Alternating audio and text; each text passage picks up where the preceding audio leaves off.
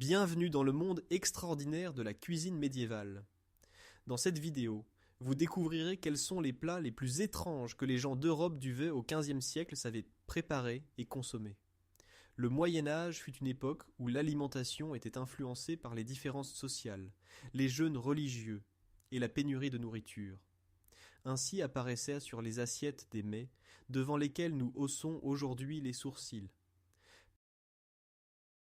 Préparez-vous pour un menu bizarre, des plats de la faim des paysans, comme du pain à base d'écorce d'arbres, en passant par des recettes monastiques inventives, œufs factices à base d'amandes, jusqu'aux mets luxueux de la noblesse, où ne manquait pas le paon rôti dans toute sa splendeur, ni des créatures fabuleuses cousues à moitié porc, à moitié chapon lors des banquets. D'ici peu, nous dévoilerons les astuces et surprises culinaires du Moyen-Âge grâce auxquelles les convives s'émerveillaient ou survivaient aux temps difficiles. Les gens du Moyen-Âge ne se contentèrent certainement pas seulement de viande au feu de bois et de pain rassis. Au contraire, leur alimentation recelait des saveurs et combinaisons surprenantes, formées par la disponibilité des ingrédients, aussi bien que par l'imagination des cuisiniers. Beaucoup de leurs habitudes ne conviendraient pas à l'idée moderne d'hygiène ou de bonnes manières à table, mais même les chevaliers et dames avaient leurs propres règles du savoir-vivre. Jetons donc un coup d'œil sous le couvercle des marmites et des bols médiévaux. Dans cette vidéo, nous partirons ensemble pour un voyage à travers le temps et goûterons ce qu'il y a de plus étrange dans la cuisine médiévale, des plats qui faisaient partie du quotidien ou constituaient le sommet d'un banquet pour nos ancêtres, bien qu'ils nous paraissent aujourd'hui bizarres. C'est parti. La vie des simples paysans et citadins au Moyen-Âge n'était pas un festin d'abondance. La plupart des habitants devaient se contenter de repas simples à base de céréales, de légumineuses, de légumes et d'herbes. L'alimentation quotidienne consistait généralement en une épaisse bouillie, pottage, faite de tout ce qu'on avait sous la main. Mélange de céréales, pois, légumes racines et herbes. Le pain était sombre et grossier. Les miches pour les pauvres étaient cuites avec de la farine de moindre qualité, mélangée parfois au son ou à la farine de pois. Quand les céréales venaient à manquer, il fallait improviser. On ajoutait à la pâte des glands ou des châtaignes, parfois même des baies écrasées ou des herbes. Dans les cas extrêmes, on cuisinait du pain, fait à partir de racines ou d'écorces d'arbres.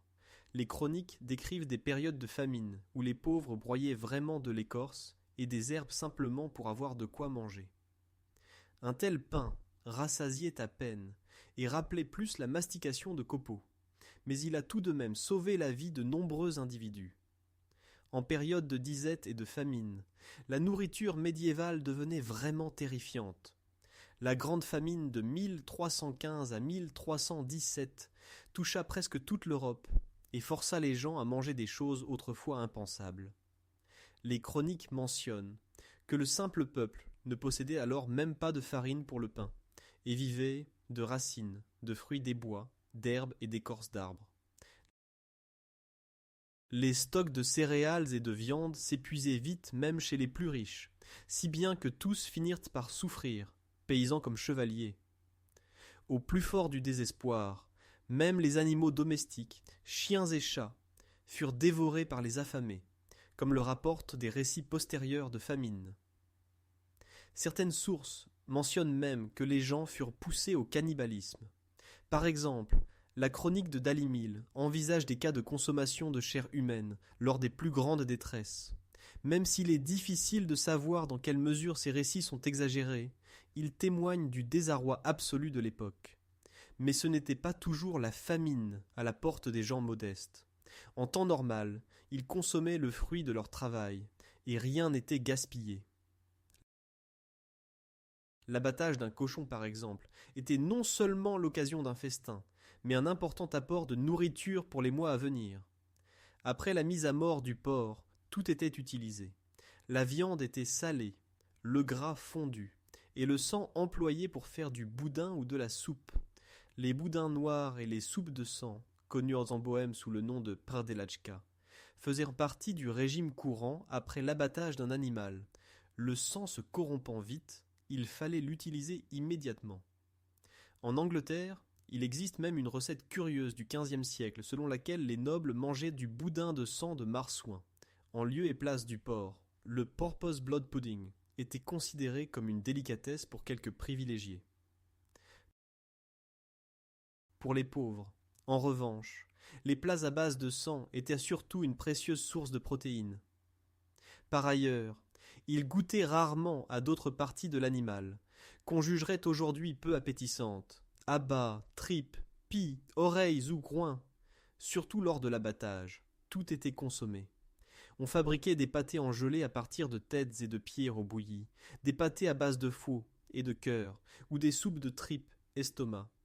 Ce que l'homme moderne qualifierait de déchets était pour la famille médiévale une nourriture précieuse qui complétait un menu modeste. Quand la viande venait à manquer, il fallait trouver d'autres sources de protéines. On mangeait couramment des légumineuses, pois, fèves, ainsi que de nombreux produits laitiers, lait, fromage frais, fromage, lorsqu'on possédait du bétail. Parfois, pourtant, même ces ressources venaient à faire défaut. On se rabattait alors sur des créatures auxquelles nous ne penserions guère, grenouilles, escargots, insectes. Les grenouilles étaient par exemple un dernier recours. Les escargots comestibles, en revanche, inspiraient le dégoût au menu peuple rural, qui les laissait volontiers aux moines et aux fins palais des villes. On éprouvait également une répugnance à l'idée de manger des lézards ou des serpents. Ceci ne faisait vraiment pas partie de l'alimentation ordinaire, sauf en cas de famine extrême ou par erreur. Pourtant, dans certaines régions, hérissons ou écureuils rôtis étaient parfois consommés, surtout parmi les plus démunis, ou les groupes nomades pour lesquels c'était une source accessible de viande. D'un point de vue gustatif, probablement pas fameux, mais la faim ne permet pas de faire la fine bouche. Les famines tragiques nous apprennent cependant que l'inventivité humaine et la volonté de survivre n'ont pas de limite. D'ici peu, nous allons découvrir comment l'alimentation était conçue dans l'Église médiévale et les monastères, où la faim ne menaçait guère, mais où les strictes règles du jeûne faisaient surgir d'autres bizarreries culinaires. L'Europe médiévale fut profondément religieuse, et les prescriptions de l'Église eurent un impact majeur sur les menus de toutes les couches sociales.